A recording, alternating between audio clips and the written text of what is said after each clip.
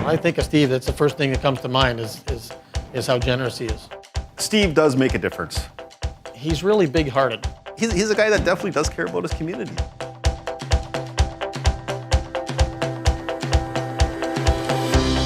He is with different boards on the reserve. He's helping to make decisions that are going to affect reserves all across the province, sometimes even across the country.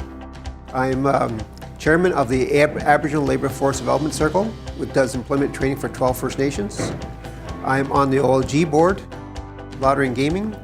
The OLG money is destined for certain things. He's on the board that decides that kind of stuff.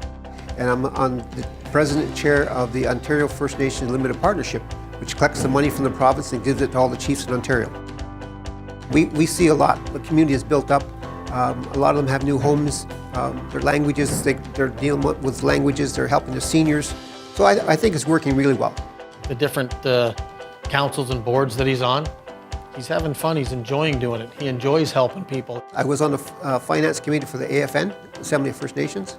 I'm still on one of their committees right now, the Chiefs Committee on Human Resources, dealing with employment training.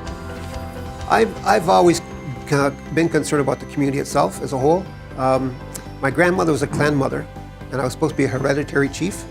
And I told her, no, I don't want to do that at this point. I want to go through the elective system and try to get the two working together. I'm here for the community as a whole. Steve was the kind of chief that he wanted things to go well for everybody. He did things that were good for the entire reserve, especially the people that weren't as well off. What I know about Steve and what I really admire is the way that he gives back to the community, you know? He's not selfish about what he does. And to me, that strikes a chord. The Dreamcatcher Fund was a fund my company started with me and the CEO, Jerry. And we put $2 million every year into the fund. So it's over $20 million we put in there. And it's for youth, the elders, everything. If a parent wants to put their kid in hockey and it's expensive, we'll pay the registration fee. If the parent can't afford hockey, like the goalie equipment, we'll cover those kind of costs. If they need special lessons from Sylvain Learning Center or something because they're behind the school, we'll kind of pay for some of that. That's what the fund is for, to help the First Nation people in Ontario with the needs that they don't get anywhere else. I started coaching because my son wanted to bowl, and I went to the bowling alley with him, and there wasn't very many coaches out there, so I said I'd volunteer and help. Friday night seems to be a night when a lot of the kids come from the reserve to play. Most of them will have a connection because of the way he works with them. He's going to make it fun for them, and he's going to make them learn. And sometimes they don't even realize they're learning because he's making it fun for them first. I've been coaching for 35 years. He's watching generations of kids coming through this place here, you know? He'll probably be one of the longest standing coaches we've got in the province before long. From 6 to 8, we have the kids come in with the YBC program. There's different nights that people can come in and bring their kids and have a great time. You know, they have a lot of fun with it.